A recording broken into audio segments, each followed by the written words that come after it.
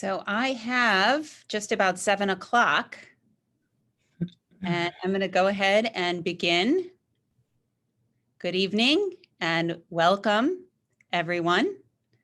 Welcome to our evening on literacy footprints, which is a resource tool that we are using, that teachers across our district are using for both hybrid and remote learning, and a resource that you too can use at home. So I have the privilege of kicking off this evening. I'm Debbie Mineta, Director of Communications for the Mamaroneck School District.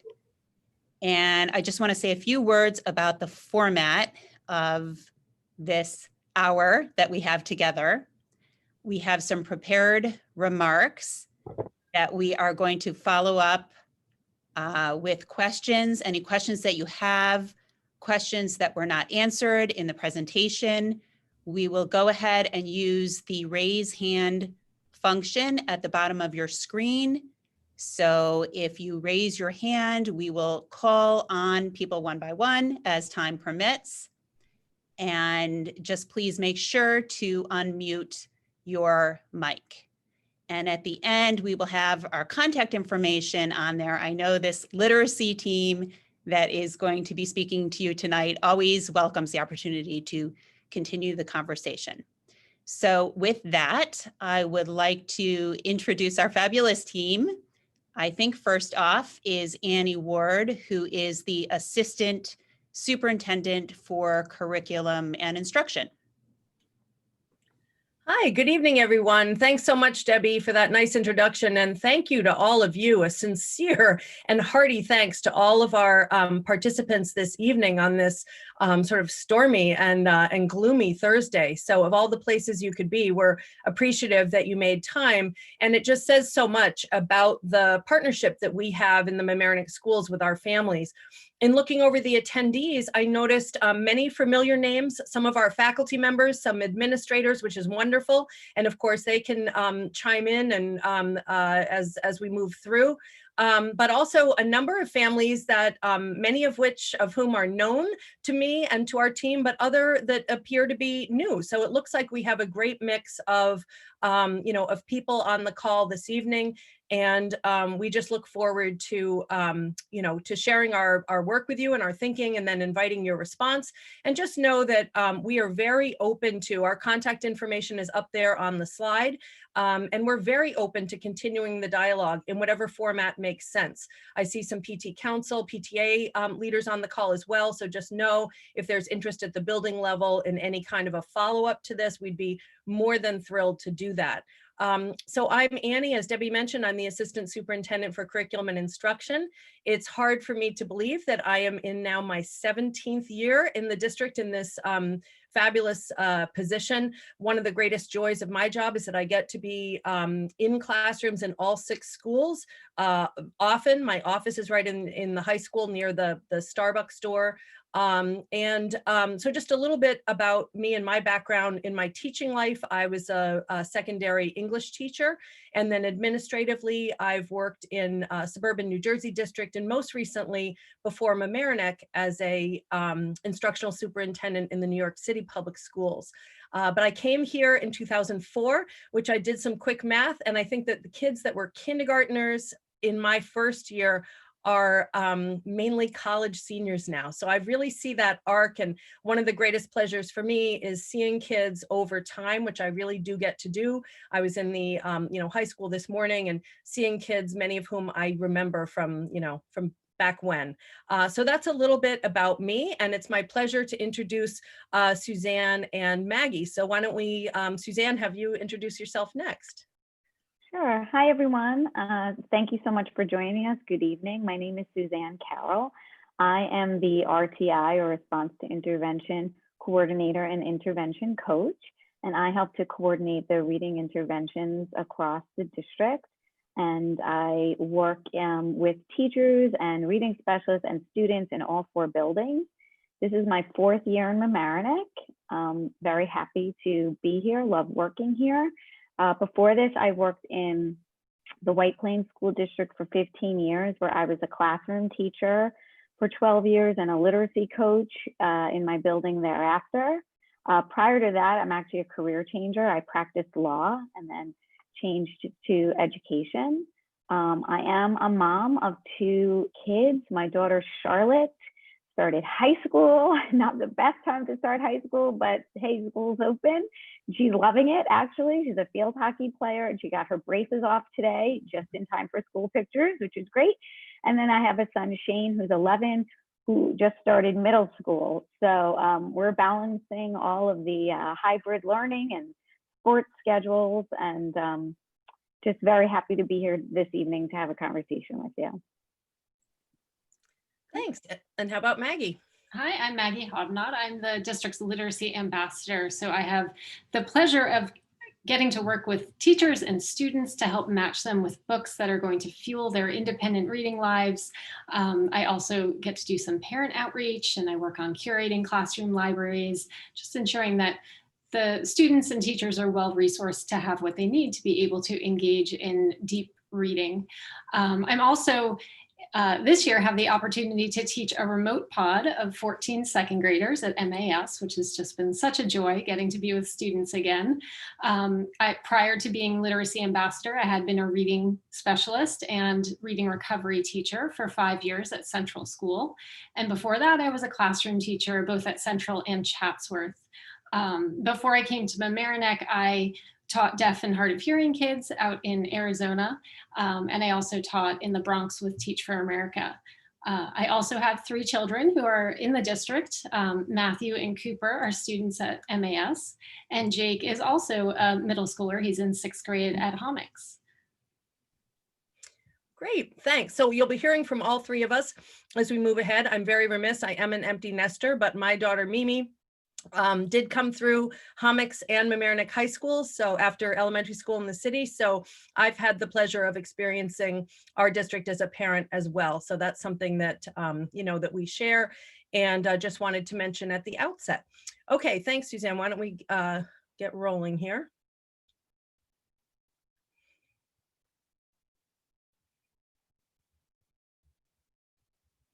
So we wanted to rewind the clock a little bit and just set the context by thinking back to July. And it seems like an eternity ago now, when we were submitting reopening plans to New York State, but without actually a real sense of what was going to lie ahead.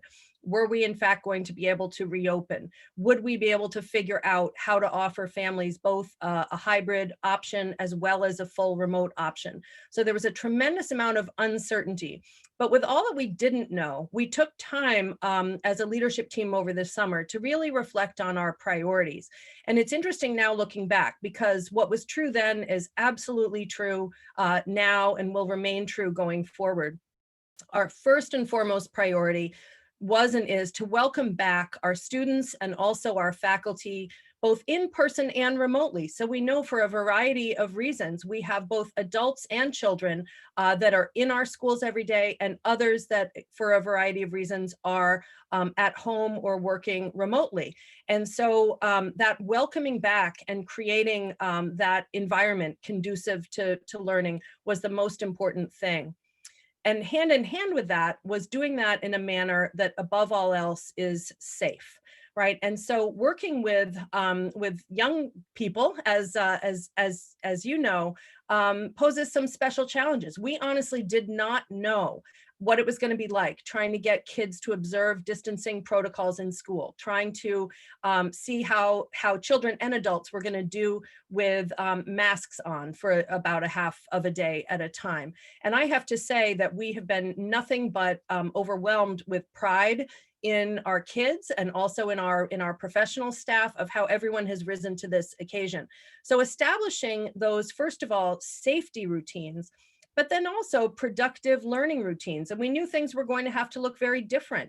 So, we're not using cubbies for starters, to just kind of speak the elementary parlance, right? And so we knew that once we got kids physically back, we were going to have to spend a lot of time inculcating those safe and productive and warm and friendly and comfortable rituals and routines. And while all of that was going on, our main goal was to build relationships between kids, between and among children who we know were just desperately missing each other through the spring and over the summer, and also with their teachers who missed them as much as they missed their teachers.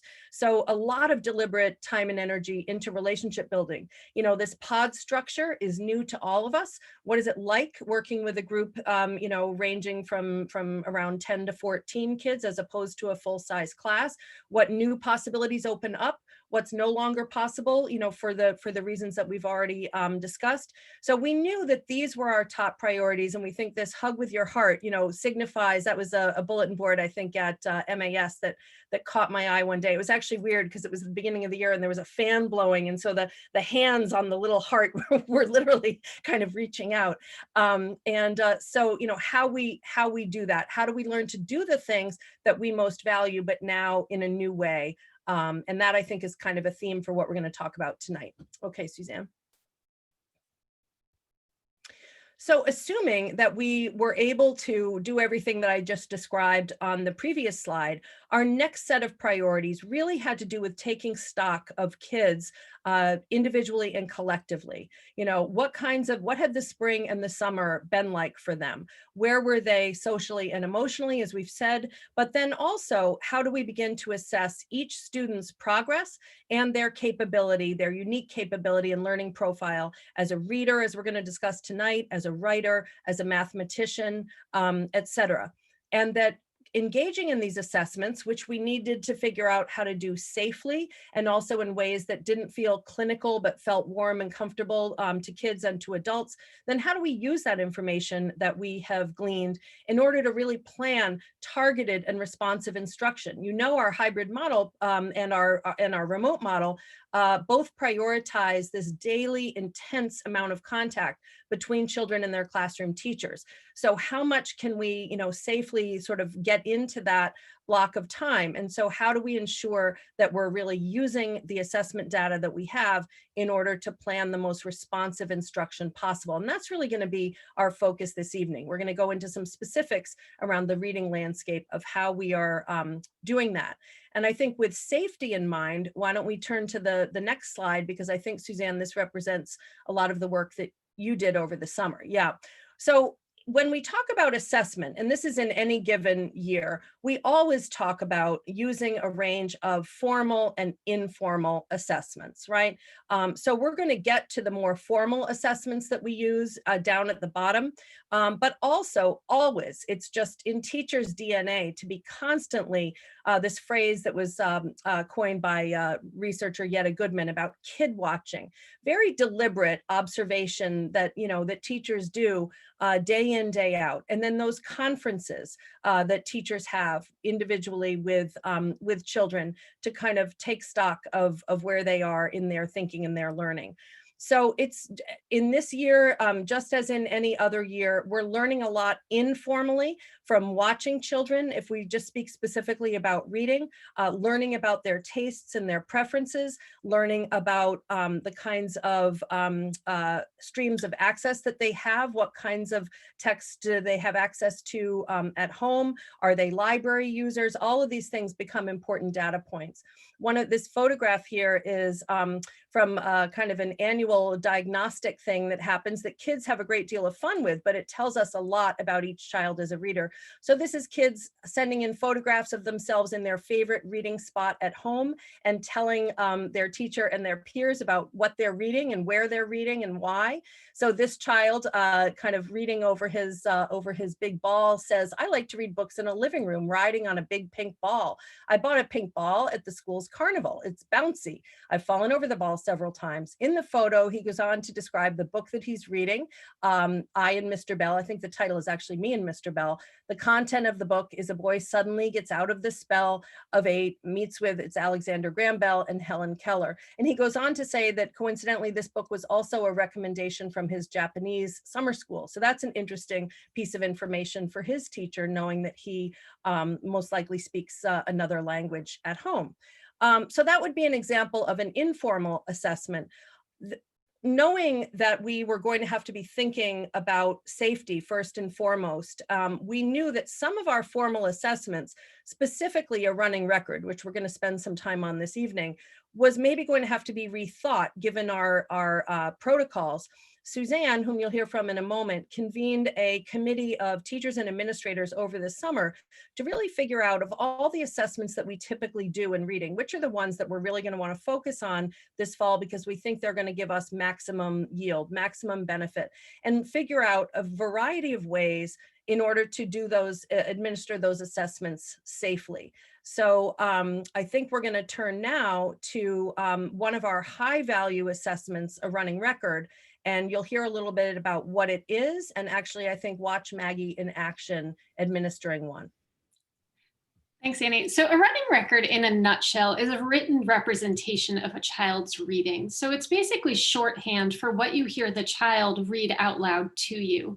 And this is a really useful tool because it allows you to analyze the strategic reading behaviors that the child used as they were reading that text.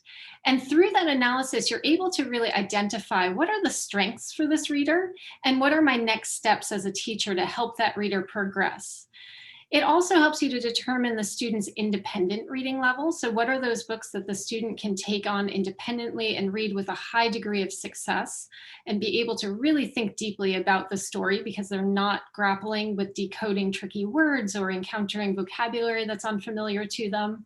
And then also, what is their instructional level where they will encounter some degree of challenge so that you have places where you can teach some of those strategic reading behaviors that you've identified they need. You can see that in the bottom right corner is a running record that I took with one of my students. And if Suzanne, you'll advance the slide, we can see this running record in action. So you'll notice here there are 3 screens going. This is one of my students, Annie and Dr. Oliva happened to walk in as I was working just happened to be assessing one of my students. So they caught some video of this.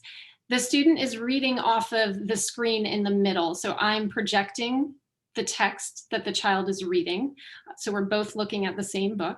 And then on the laptop on the left, the rest of the remote pod is working independently, but I'm also in that Zoom breakout room so that I can sort of keep an eye on what they're doing. And Maggie, I think, and we're going to get into literacy footprints in a minute, but this text that you're using, am I right, that is part of the Literacy Footprints digital collection? It is, yes. It's actually, Literacy Footprints has a number of assessment texts that have been set aside for specifically assessment purposes. So yes, thanks, Annie.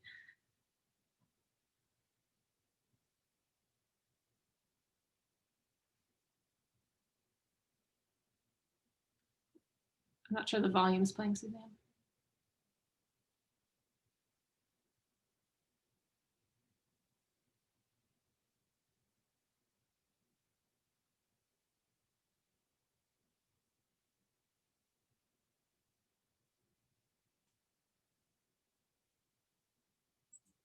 I think Suzanne is frozen. Either that or she's very calm under pressure.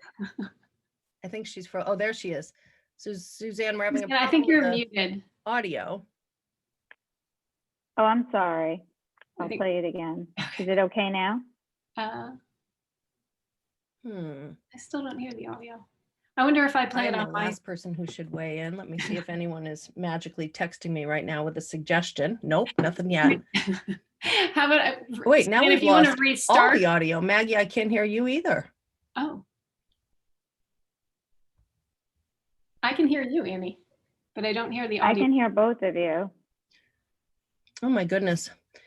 Well, it's worth spending a minute. We can move on. Oh, somebody's raising a hand. So let me see if we have a suggestion. It says, Eliza, I'm going to allow you to talk so you can unmute yourself. You can share your sound on the top of Zoom. It says share computer sound. Oh, you're on a Mac. I don't know how to do it on a Mac. But on the top of Zoom, there's a toolbar when you're sharing your screen, and it should say share computer sound. Yeah, you know what, Suzanne? Thank you. So you know what, Suzanne, maybe, do you want me to share my screen and see if it works? Sure. Okay. Yes, I'll stop sharing. Sorry about that. So let me try then. So I'm doing share computer sound in that lower left, like we just heard. So let's see what happens. Oh my God, install the Zoom audio device. Good Lord. I hope people are.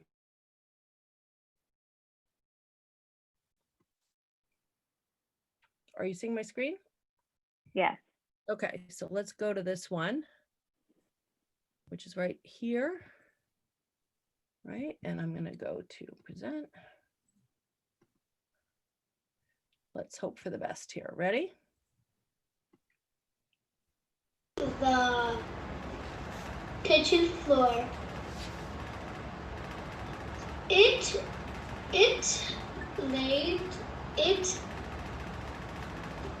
laid right on in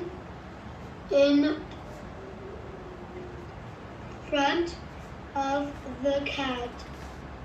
The cat put out his paw on and stopped it. I read it. Great.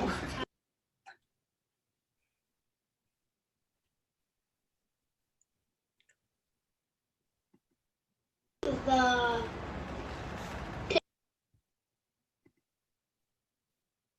I think if you, yeah, go ahead. Yeah, I'm going here. There we go. There we go. Okay. Oh no, too far. There we go. Okay. So this is the running record that I took during that portion of that particular child's reading. So you can see the check marks represent the correct reading. And then in the middle there where the text said it landed, the student read it and then she repeated it. And then she encountered some difficulty with that word landed. So what I'm noticing in her reading is that she had some really strong self-monitoring behaviors. She knew something wasn't right and she was stopping and trying to problem solve for herself, which is a really important skill for early readers to really have under their belt. The first step in being able to read correctly is to know when you're not reading correctly so that you can fix it.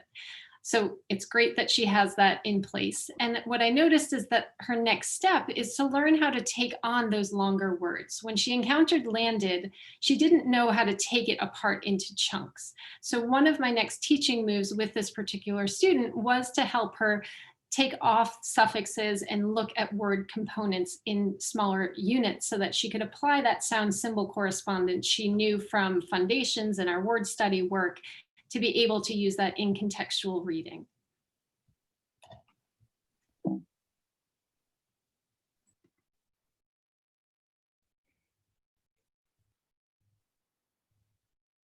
And so the reason that we assess students using a tool such as a running record is so that we can deliver the targeted and responsive instruction that Annie was talking about at the opening of our presentation. And one way to do this is through guided reading.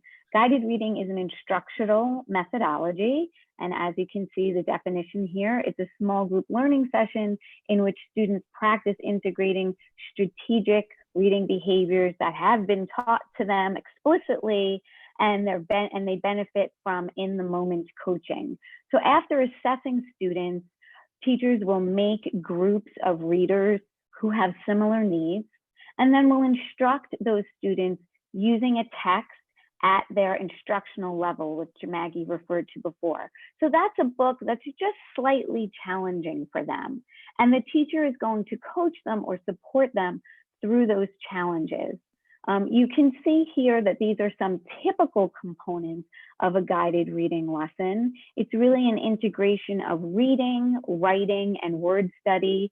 And while these components won't be in every guided reading lesson because a teacher is going to design the lesson based on the assessed needs of the students, these are components that you will typically see in a lesson. And later, we're going to watch some clips of a lesson from Maggie where we will see some of these components in action.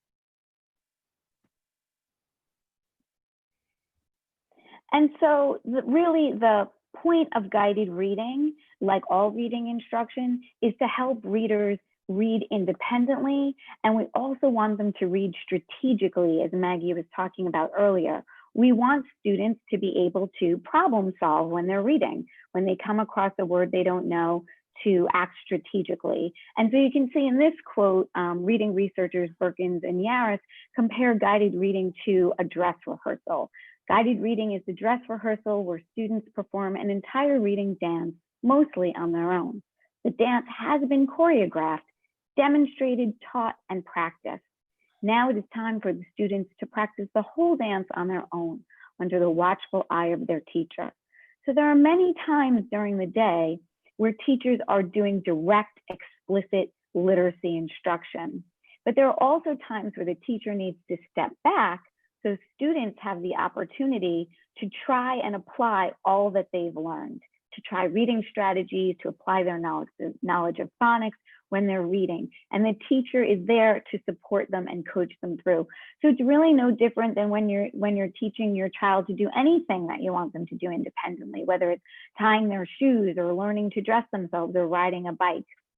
At first, you're going to give a lot of support, and gradually, you're going to step away until your child can do it on their own.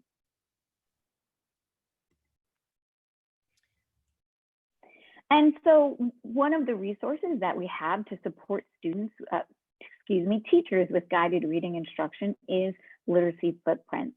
So Literacy Footprints is a research-based guided reading system. It is not a curriculum, rather it is resources. It's high quality materials that teachers can use during their guided reading or small group literacy instruction. Literacy Footprints was created by Dr. Jan Richardson and Dr. Michelle Dufresne. Dr. Jan Richardson is a literacy specialist. She's a former reading recovery teacher leader. She's an author of many books, one being The Next Step Forward in Guided Reading. Dr. Michelle Dufresne is also a literacy specialist, former classroom teacher and reading recovery teacher leader, former Title I director, and she's the author of many professional books for teachers, but also author of children's books. You can see there she's holding her dogs, Bella and Rosie, and she's written many books about Bella and Rosie. You may have seen your children bring these books home or talk to you about these characters. And these Bella and Rosie books are one of the many characters that are included in the Literacy Footprints kit. Literacy Footprints is published by Pioneer Valley, and really at the heart of the Literacy Footprints resources are the very beautiful and highly engaging books made by Pioneer Valley. We're going to get a chance to look at some in a few moments, but they are really high quality fiction and nonfiction text to really hold our students' interest and engagement as they're working with their teacher. And so Literacy Footprints also has a very robust digital component. So Literacy Footprints materials come with the physical books, but every physical book also has a digital version of the text. So students can use the materials whether they're in a hybrid learning environment or whether they're learning remotely. Or for children who are coming to school, they can still access the text at home through the digital version. So while these materials are certainly very useful to us in our current situation, we anticipate using these materials for many years to come because of their high quality. So Annie, we're going to go into digital reader here, and yeah. I need to so I'm log gonna in. so I'm gonna stop share, right? Okay. And then you get yourself ready, and then you'll share and go in. You already have tabs open, is that right? Yes, I just need 1 moment to get it set up. So everyone can collect their thoughts at this time. It's amazing, you know, no matter how much, no matter how many run-throughs, et cetera, probably, Suzanne, this could be the difference of whatever the settings are on, you know, at home versus at work. So thanks everyone for your patience while we just make this transition.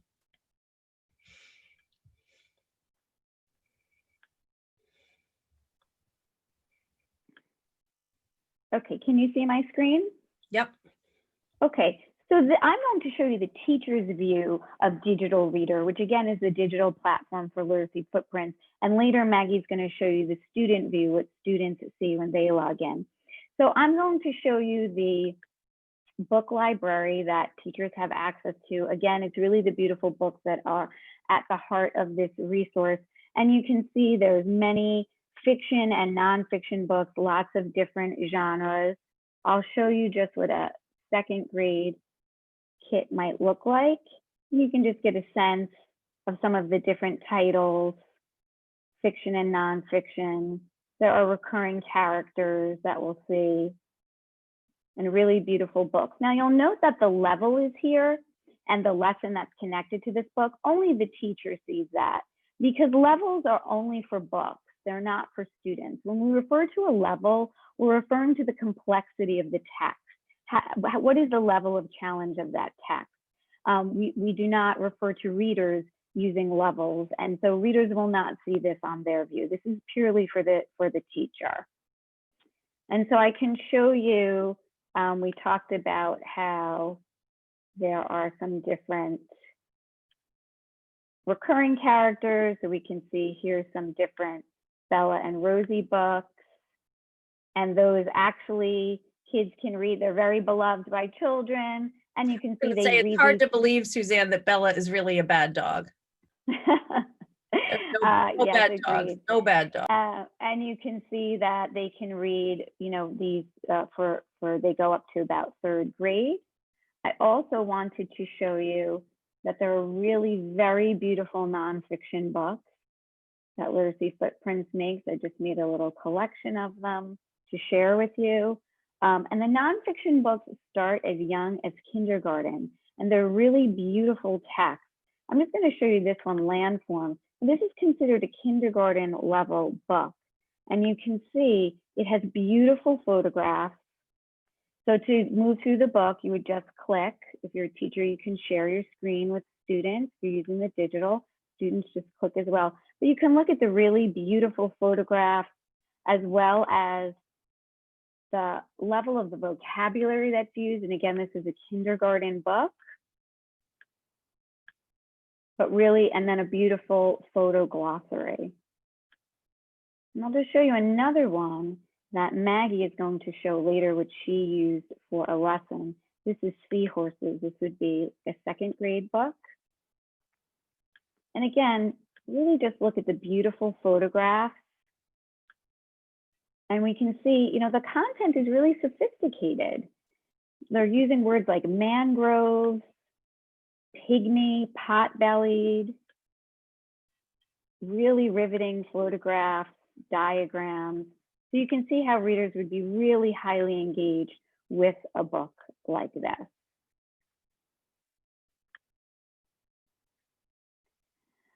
Maggie talked about the assessment kit. That's another feature. So there are texts that are set aside just for assessment, and each of these texts has a running record. So teachers did use these for, if this is one resource they could use for assessing at the beginning of the year, but they can use it at any time. I actually use them today with a student that I'm working with. We were working together remotely, and I used a running record with her today. And then teachers are also able to make reading groups. They're able to assign books, which Maggie will show you what that looks like later when a student gets an assignment. And there's lots of also professional resources that teachers have access to here, although later we're going to tell you about our own professional development materials that we created for teachers. I'm going to stop sharing now.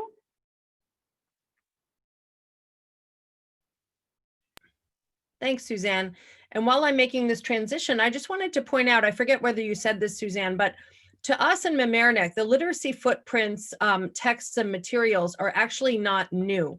We've had, you know, again, based on their high quality, as Suzanne just illustrated, we've had the kits that you saw pictured with these beautiful texts in our schools and the Pioneer Valley books for a matter of time. The piece that is new, and I believe it's new, newly published since COVID, is the digital reader component.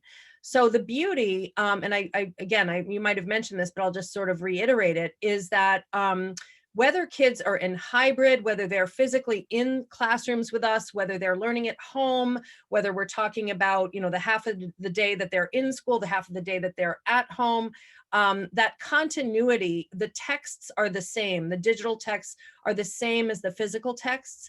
And in our reopening plan, one of the criteria that we were really looking for with curriculum materials was that continuity, so that whether kids are in hybrid or remote, whether they're with us or at home, that we can really have these seamless transitions. And so, I think when we get to Maggie's videos, which might be next, of her guided reading instruction, it so happens that those are with Maggie's remote pod, but I've witnessed myself, just as recently as this week, teachers convening in-person guided reading groups using both, actually, the digital reader. I saw that at Tech Tuesday at Murray with the 3rd grade, but also then those familiar paper text copies of the books. So that continuity is something that really, above and beyond the quality that you've heard, was really a reason that we sought to bring in this new tool of the digital.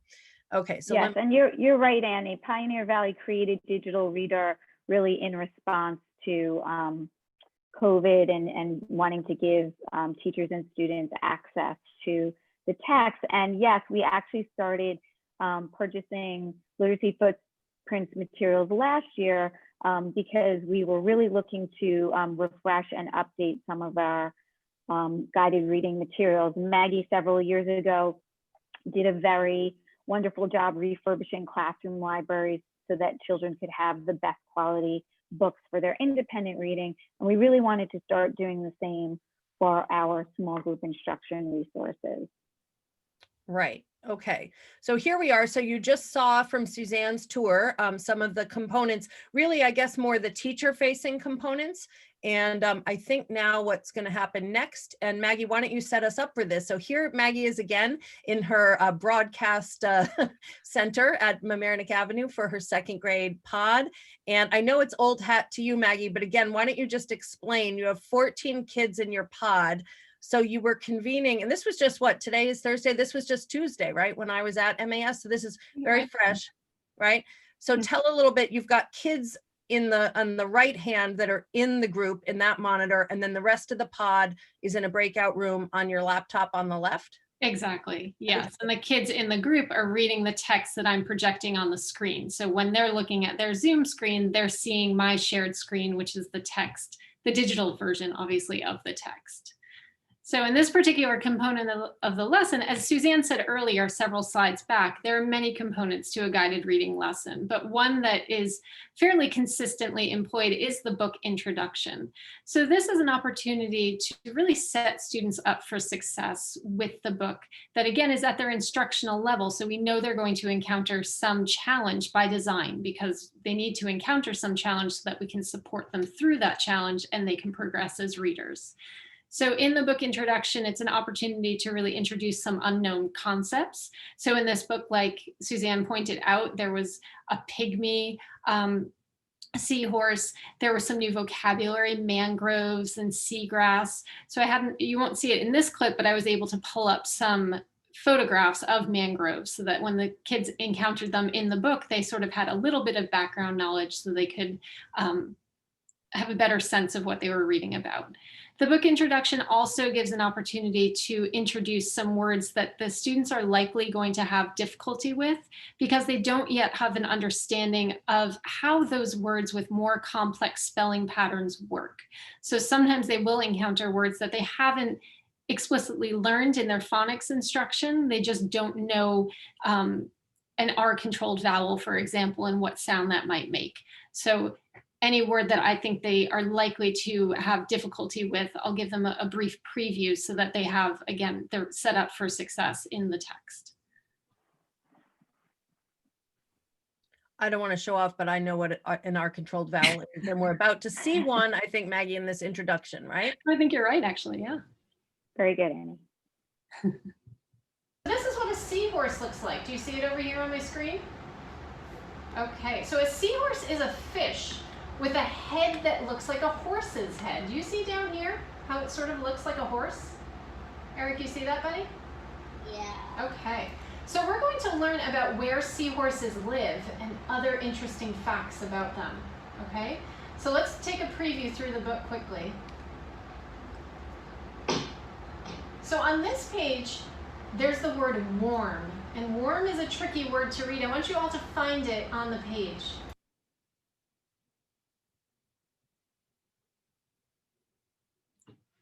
All right, so once they have an introduction to the book, then they read the book independently, and the teacher listens in with individual students and provides that one-on-one, on-the-spot instruction. Now, if you have a child that's a very proficient decoder, that means that they really aren't encountering a lot of challenge as they read. So it could be a student who's in the upper grades, or it could be a student in the primary grades who happens to just have a real strength with decoding. The teacher would place less of an emphasis on that one-on-one listening in and guiding through those tricky words, because that's not where their real need is. And more of the emphasis would be on comprehension.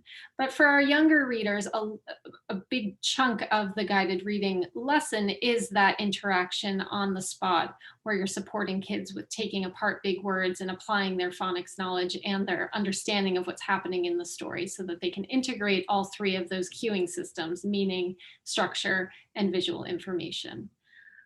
After the students have read the book, then they'll come back together for a book discussion. So the next clip that you'll see is the portion where the kids are discussing the book, and we're really, again, supporting that comprehension component. And I can just comment, if you listen, I mean, you can see, because I was the one shooting this, and I can tell you that it was really notable, their level of engagement with this text, which relates just to what Suzanne was saying, but also some poignant elements that I think Maggie will probably talk about what resonated for them in this text. And so just want to kind of take that back to that social emotional piece that we talked about at the outset. So listen carefully. It may be hard to hear all the student comments, but I think you'll get the gist, and then maybe Maggie can fill in a bit on the other side. What are the facts you learned, Eric, about seahorses? That they are camouflage. They're camouflage. Let's go back to that part of the story.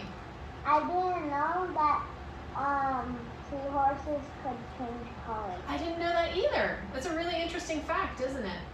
Yeah, I think this one might be my favorite. It's so hard to see that pygmy seahorse. Okay. Yeah, it's so hard. Just Yeah. like I can see it's right there. Yeah, it's right there. it's right over here. You got it. But you probably wouldn't notice it if you weren't looking for it, right? Can I tell you my fact? Sure, go ahead, Richard. What's the fact you learned?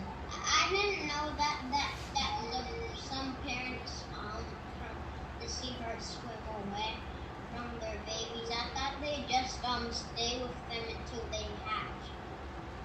Excellent job. So that's something I didn't know either about seahorses. Let's find that part. Right, exactly. So as Annie said before, beyond just the technical takeaways of what they're able to do, both with their decoding and their comprehension, really noticing just that social emotional piece. What are the elements of the story that are grabbing their hearts and their minds that we can then follow up with further inquiry? So as Annie said, this particular lesson happened on Tuesday, and we're following up with some additional inquiry around those animal interactions, those animal parent interactions, as a way to further scaffold their comprehension. Yeah, I don't think we saw this part, but in the text, it mentions, and this is sort of interesting. First of all, I didn't know seahorses could camouflage themselves either until this guided reading lesson with Maggie's second graders. But beyond that, they were noticing what Richard was picking up on there was the fact that although the male carries the, carries the eggs in his pouch, the mother puts the eggs in the pouch and then she swims away. And then after the eggs hatch, the text stated that the father swims away. And so that was really where Richard was sort of stuck. You heard him say, do you want to hear my fact? And that's really what he wanted to process, that he was surprised that the parents would swim away. So taking Maggie into this realm of nonfiction inquiry, really, right, about animal behavior. You can see it had a big impact on me. Okay, so here we go.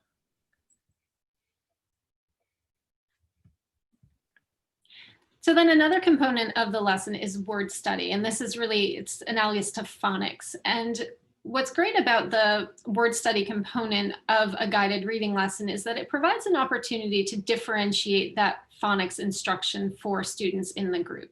So we think of Foundation sort of as a multivitamin. All of the kids in the class are getting it, they're benefiting from it, but some kids might need vitamin D and other kids might need vitamin C. So the word study in small groups allows you to really hone in on the areas of need for that particular group. It could be that they need a little bit of extra support with concepts that you've covered in the past and they haven't quite mastered yet, or maybe they're ready to take on more challenging word study ideas. So this particular activity is make it and break it, breaking larger words. So as we saw in the running record with the student in that very first video, what she needed was to recognize that you can take words apart into chunks. So a word like covering, you can take off the suffix ing, you can take off that initial COV and have that, again, R-controlled vowel in the middle. So helping kids to see that taking words apart is a way for them to really be more successful with those challenging words. And the word study component, again, allows them to focus not only on reading, but then also their encoding into writing. So the students would also use this strategy when they're writing long words. They'll clap the syllables, take off the suffixes, write each part of the word, and then put it all back together. So the various components of the guided reading lesson all sort of work symbiotically to help the students progress in their overall literacy development. And so we just wanted to show you some other word study activities that students might use. So there's sound boxes. This would be for younger readers, or really for any reader that needs to practice hearing sounds, segmenting sounds. And as Maggie said, it's not just going to help with the reading, but it's also going to help with the encoding or the spelling. So for example, for the word hat, there's 3 sounds. So it's 1 sound per box. The word ship has what we call a digraph. SH are 2 letters, but they make only 1 sound. So the SH is in 1 box. So it's really helping students to segment sounds and then to write the letters that match the sound. Then the next 2 you'll see are called analogy charts. And analogy charts are like a sound sort.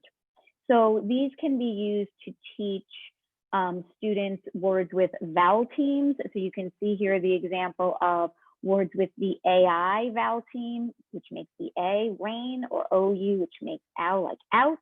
And the teacher would give a keyword such as rain, I'm so sorry, my kitty, such as rain or out, and then would dictate other words.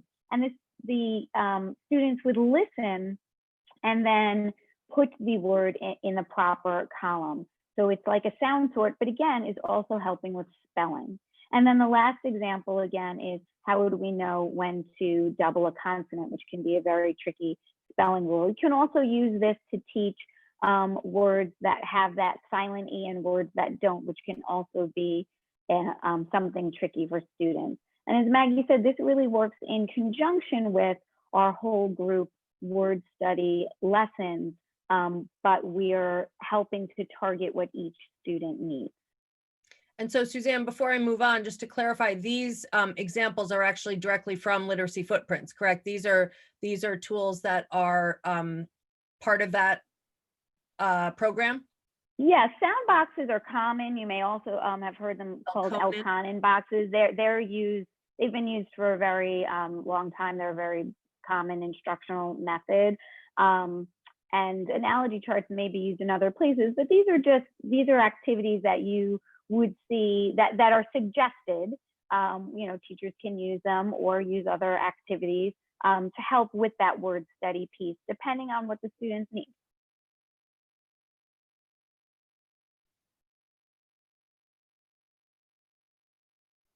And so, I'm sorry. We wanted to give teachers lots of opportunities for professional development, both over the summer and once school opened. So much like you can stream your favorite show on Netflix, we wanted to take advantage of technology, and Maggie and I created self-guided tutorials that were available over the summer that teachers could watch to start to get familiar with the Literacy Footprints resources and to think about how they might use them. We also created in-service courses for all of the different reading levels. And when school opened, we had an orientation seminar on Zoom. Everything happens on Zoom now, but that was very well attended, where we sort of went over the nuts and bolts and teachers had opportunities to ask questions. We followed that up with open office hours, again on Zoom, and we had really great attendance. And not only were people asking questions, but teachers were also sharing their experiences. What's working? How are they using the materials successfully, both hybrid and remote? So that was a really great opportunity for teachers to be able to share their successes. And of course, we always offer one-on-one support for teachers, whether it's through a quick email or, again, a Zoom, or just helping teachers to problem solve. And of course, as much as we think that Literacy Footprints is a very high quality resource, no resource can replace the teacher. It's really the skilled teacher using this resource, using their professional discretion to use this resource to best meet their students' needs. Like that's really where the magic happens.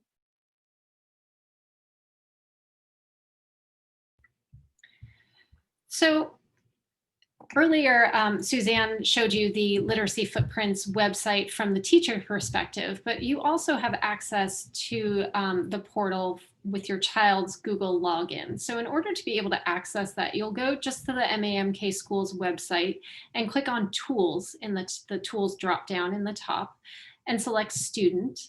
Then click on Elementary Students.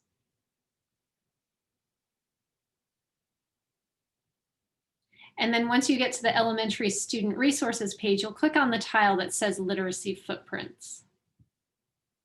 That will bring you to the Literacy Footprints login page. So you'll click Sign In. And then you want to be sure to click Google Login.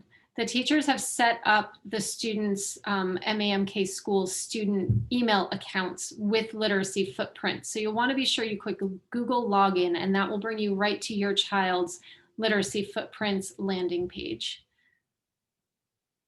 which will look like this. So there are a few different components. When a teacher has assigned a book for guided reading instruction, it'll initially go into their assigned books section. So I often tell my students, first check your assigned books tab. Their teacher may have told them something else. They may not want them to read those texts quite yet. So find out from your child's teacher whether or not they should be reading the books in the assigned tab section.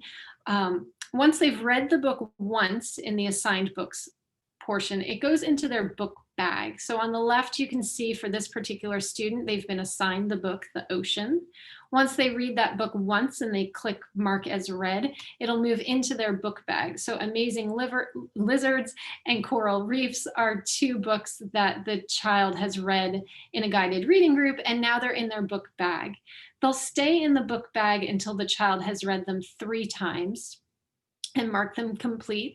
And then they'll ultimately move onto the child's bookshelf. And the bookshelf has not only books that they've read in their guided reading lessons, but it also has books that are at their independent reading level. So this is just a snapshot. There are many more books in a child's bookshelf. They have access to all of these books, and this will change over time. As your child progresses, the teacher will add new levels to their bookshelf so that they have access to a wide range of texts over time.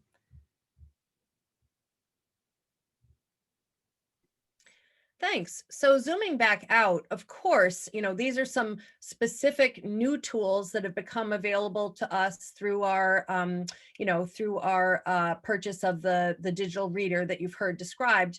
But I just want to, sort of remind you and encourage you that so much of what you've all been doing at home through and since the pandemic, and of course before and hopefully after, are so vital in terms of building that foundation for kids' literate life and their literacy development. And so just some of the obvious ways that happens. I know we're approaching bedtime, so we'll hopefully wind up soon after Q&A in order to let you read aloud or read to and with your children.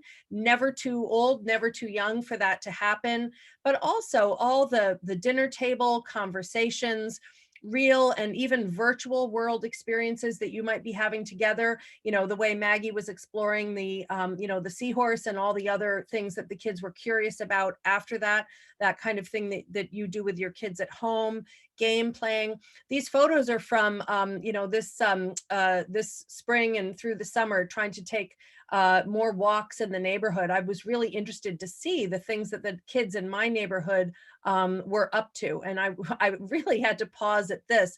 It was a gardening bed that had been transformed by a group of clever siblings into an I Spy. And this has become a neighborhood landmark now, where every day the kids post different I Spy challenges. And so they will hide and embed different little objects and pose a daily I Spy challenge. So when I'm out with the dog, I'm definitely looking at what's going on here. These are, of course, inspired by the I Spy books by Walter Wick. So, I salute these parents that have had the wherewithal to let the kids do this and supervise them. It's actually right out on a busy street, so clearly there's supervision involved, but just a lot of playfulness and real community engagement that's definitely creating a lot of conversation and sort of old-fashioned fun.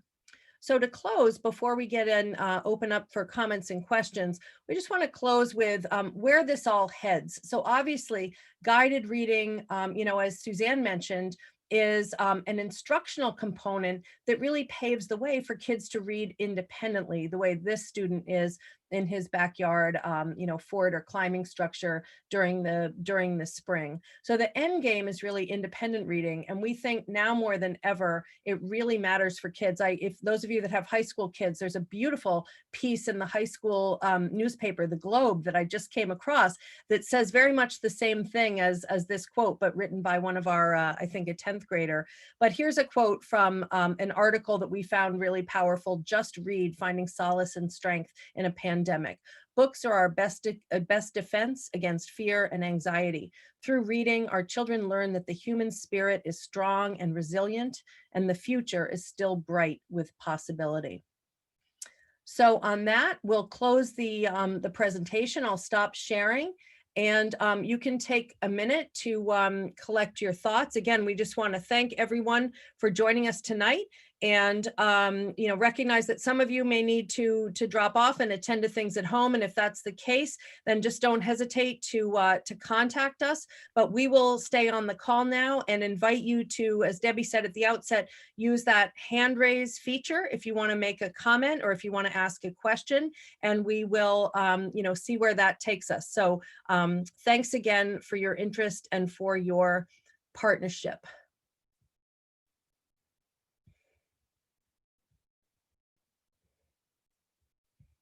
Anything either of you want to say in closing? Thanks so much, you too.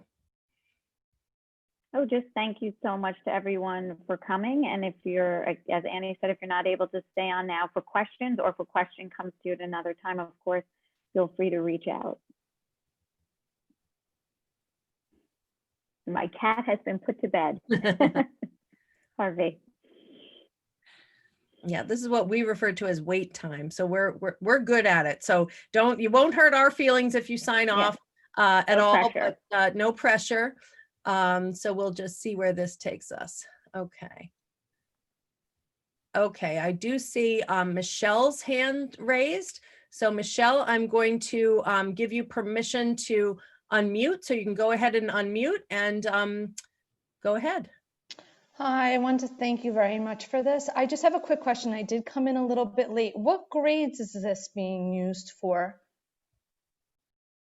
Sure, it's being used K-5 across the district. And it does look different, obviously, in kindergarten than it would in 5th grade. So there's more of a heavy emphasis in the primary grades on that in the text reading, really supporting our earliest readers with learning how to engage with the print and take words apart and use all the different sources of information to decode efficiently and effectively. Of course, they're still working on comprehension. We never lose sight of that. But as they move along the literacy continuum, there's less of an emphasis in the text reading, and there's more of an emphasis on higher level cognitive thinking, deeper comprehension, and more sophisticated word work, looking at roots and affixes and more sophistication at the word level. Michelle, I think I prematurely muted you again. Did you want to ask anything to follow up, or I did. Just one more. I'm sorry. My daughter is in Dos Caminos. Are the Dos Caminos students using this program as well? So in the English, my children are in Dos Caminos as well. So they, in the English classrooms are using literacy footprints. In the Spanish zone classrooms, they're using the same methodology. So the lesson structure looks the same, but they have access to, of course, Spanish texts. So they're using both physical Spanish texts that they have access to, as well as text digitally through a benchmark publisher. Mm-hmm. But the methodology is the same, which is nice because there's a lot of synergy between what they're learning in their English zone classroom and what they're learning in Spanish zone.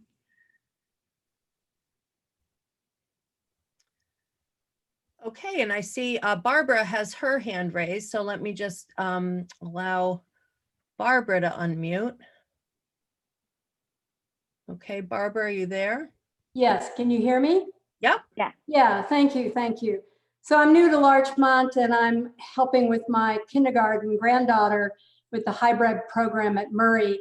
And I just wanted to offer up to people some resources because I'm international expert in literacy, former director of the Florida Center for Reading Research, and recently involved in the state of Massachusetts Department of Ed, helping them set up a literacy website called Mass Literacy. It will go live next week. It's full of valuable resources for parents and teachers, including a scope and sequence and some free decodable text for people who are, parents who are trying to help beginning readers learn the alphabetic principle, how letters relate to sounds. And the free decodable text are at portal.flyleafpublishing.com. They'll be on the Massachusetts website next week. This link will be there for you, portal.flyleafpublishing.com. And this is a great way to help kids learn to read in an explicit, but also systematic fashion so that they are not jumping into a text that will be frustrating for them when they're very beginning readers. And I took a look at these phonic readers, and they're sequenced very nicely. And there are also some other resources from Australia and Jolly Phonics, but those cost money. So this one is free, and I just wanted to suggest that to parents with beginning readers or struggling readers. Thank you. Thank you. And grandma power, we love it. Thank you. That's how wonderful for your family to have you around, Barbara. Thank you so much. Okay, I'm just looking through the participants here. Again, we mentioned that, we know it's a lot to digest, and that, as Maggie mentioned, obviously specific questions about your own children's literacy trajectory, or, what these materials and resources and literacy instruction looks like in your child's classroom. Of course, reach out to your classroom teacher. But please contact any member of our team. We should mention that our colleague Lori Pastor, who's district literacy coach, is not on this call tonight. She also, like Maggie, is teaching a remote pod at Mamaroneck Avenue. She's teaching a 5th grade pod, and then also supporting her peers across the district. So we have this full complement of specialists eager to work with you and respond to parent questions and just help support. We really are all in this together. in this challenging environment. And it does, you know, COVID has posed certain challenges, but it also has opened up certain opportunities. And I hope what you're seeing is that we're trying to really expand the toolkit, the tool belt that our teachers have. And then, as Suzanne said, really help them figure out, based on the kids in their pods, based on whether they're in person or remote, based on a constellation of other factors, which materials, which strategies, et cetera, are going to support that specific group of kids in advancing throughout the fall and across the year. So that's really what we're all about. And we'll just kind of remain here for a few more minutes. And if any of you have questions or comments, raise your hand. Otherwise, we want to wish everyone a good night and a very, very happy, slightly spooky, but most of all safe Halloween this weekend, and with the time change. So take care, and thanks so much again for being with us. Thank you. Thank you.